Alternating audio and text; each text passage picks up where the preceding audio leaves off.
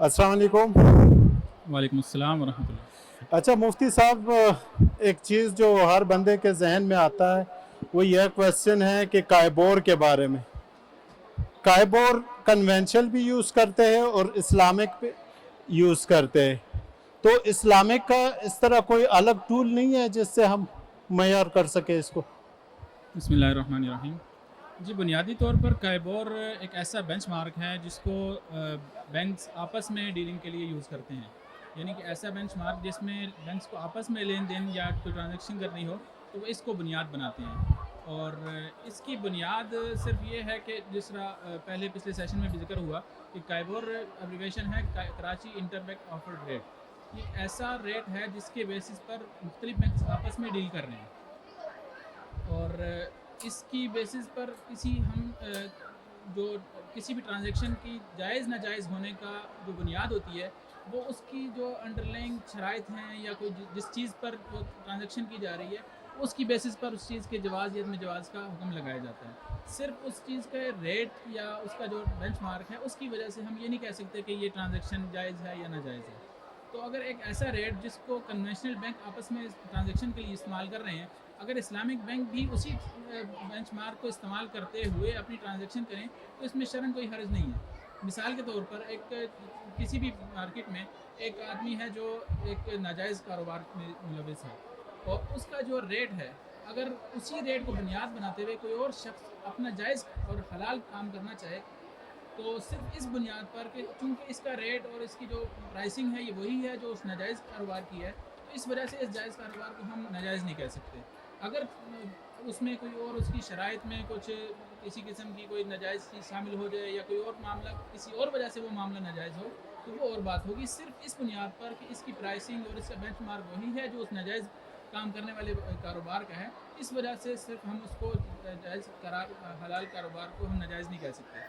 तो ऐसा बेंचमार्क जिसको आप जो कन्वेंशनल बैंक से वो इस्तेमाल करते हैं तो सिर्फ उसको इस्तेमाल करने की वजह से हम इस्लामिक बैंक की नाजायज़ होने का नहीं कह सकते। दूसरी बात ये कि जो कन्वेंशनल बैंकिंग है वो अरसा दराज से हमारे यहाँ इस्टेब्लिश्ड है, तो लगभग उसको हम कहें 2 सदी के तकरीब उसका वक्त हो चुका है।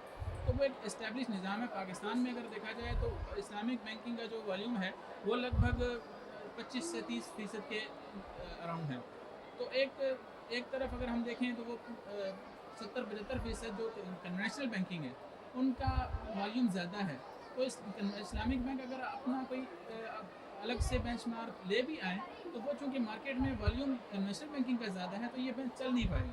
तो इस वजह से जब तक इस्लामिक बैंकों का अपना हुजम इतना नहीं हो जाता कि वो अपना बेंचमार्क लेकर आएँ तो इसको मजबूरी के आलम में वो इस्तेमाल कर रहे हैं। जब इस्लामिक बैंक का अपना वॉल्यूम इतना हो जाएगा कि मार्केट में वो एक बड़ी तादाद में होंगे तो फिर वो अपना बेशक इस्लामिक बैंकिंग का ऑफर्ड रेट ले आएँ, आइबोर ले आएँ, कोई और किसी और नाम से भी हो सकता है। तो जब तक इस्लामिक बैंकिंग का अपना इतना हुजम नहीं हो जाता जिसको हम मुतअद्दिद भी या बड़ी मकदार में कह सकें तो तब तक उनको मजबूरी के आलम में वो इस्तेमाल कर रहे हैं और उसमें भी कोई शरन जिस तरह मैंने पहले जिक्र किया कोई हरज नहीं है, वो सिर्फ एक मजबूरी के आलम में उसको इस्तेमाल कर रहे हैं।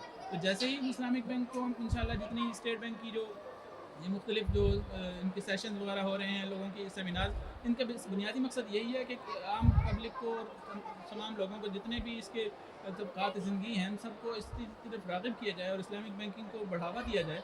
तो जैसे ही इस्लामिक बैंकिंग बढ़ेगी तो अपना उनका जो अपना एक्सचेंज रेट इस्तेमाल करेंगे। अच्छा, शुक्रिया मुफ्ती साहब। एक और क्वेश्चन जो हर बंदा पूछता रहता है कि कन्वेंशनल के जो पैसे हैं वो भी स्टेट बैंक में जा रहे और इस्लामिक के भी, तो आया कोई स्टेट बैंक में इस तरह कोई विंडो यूज़ हो रहा है उसका कि क्या तरीक़ेकार होता है पैसों का जो मैक्स अप ना हो? जी, बुनियादी तौर पर तो स्टेट बैंक एक रेगुलेटर का काम करता है। तो उसका काम सिर्फ पॉलिसी बना देना है और जो आगे कमर्शियल बैंक्स हैं वो उन पॉलिसीज़ को इम्प्लीमेंट करते हैं, उसकी बुनियाद पर आके ट्रांजैक्शन जो कस्टमर के साथ वगैरह जो उनके काम कारोबार होता है। तो बुनियादी काम स्टेट बैंक का एक रेगुलेटर का है, लेकिन उसमें भी स्टेट बैंक का अलग से इस्लामिक बैंकिंग डिवीज़न है, अलग उसका अपना शरिया कमेटी है, उसके अंदर मुफ्तियान कराम होते हैं और वो इस्लामिक बैंकिंग की पॉलिसीज़ बिल्कुल अलग होती हैं, कन्वेंशनल जो कमर्शियल बैंक्स हैं उनकी अलग होती हैं। दोनों को स्टेट बैंक बिल्कुल अलग-अलग लेके चलता है। اور جہاں تک آپ کے سوال کا تعلق ہے کہ وہ کنونشنل بینک کے پیسوں کو بھی لے رہا ہے اور اسلامک بینک کے پیسوں کو بھی لے رہا ہے، تو اس میں یہ ہے کہ اسلامک بینک کے ساتھ اس کا جو ٹرانزیکشن، جس طرح میں نے پہلے ذکر کیا، چیز کے کسی بھی کاروبار کے یا ٹرانزیکشن کے جواز اور عدم جواز کا تعلق اس بات پر ہے کہ وہ کن شرائط کی بنیاد پر ہو رہا ہے.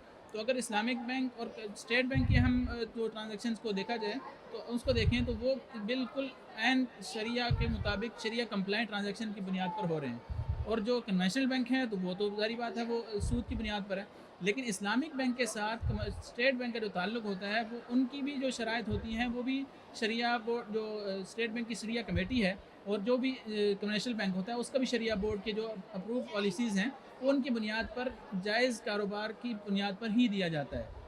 اگر ایک اسٹیٹ بینک کسی بینک کا کمرشل بینک کو، اسلامک بینک کو پیسے دے رہا ہے تو وہ قرض نہیں دے رہا کہ جس پر وہ اس سے سود وصول کرے، بلکہ وہ اس میں کسی شریعہ کمپلائنٹ موڈ کو ہی استعمال کرتا ہے. جو شریعہ کے ہمارے اسلامک شریعہ میں جو شریعہ عقد کے جو ٹرمینالوجیز ہوتی ہیں انہی کو استعمال کرتے ہوئے مضاربہ وغیرہ کی بنیاد پر وہ کمرشل بینک کو پیسے دیتا ہے اور وہ اس کو آگے کاروبار میں لگا کر جو نفع آئے گا وہ اسٹیٹ بینک کے ساتھ تقسیم کرتا ہے. تو دونوں کے ساتھ کنونشنل بینک اور اسلامک بینک کے ساتھ اسٹیٹ بینک کی پالیسیز بالکل الگ الگ ہوتی ہیں. دونوں کے ساتھ بالکل الگ حساب سے چلتا ہے اور اسٹیٹ بینک اپنے شریعہ کمیٹی کو بھی فالو کرتا ہے اور اسلامک کمرشل بینک وہ اپنے شریعہ بورڈ کو فالو کر رہا ہوتا ہے. تو اس لیے دونوں کے معاملات بالکل الگ الگ ہوتے ہیں اور اس وجہ سے ہم اس پہ اطمینان کر سکتے ہیں کہ جو اسلامک بینک ہیں وہ بالکل شریعہ کمپلائنٹ ہیں. تھینک یو مفتی صاحب، بہت شکریہ آپ کے ٹائم کا. جزاکم اللہ، تھینک یو.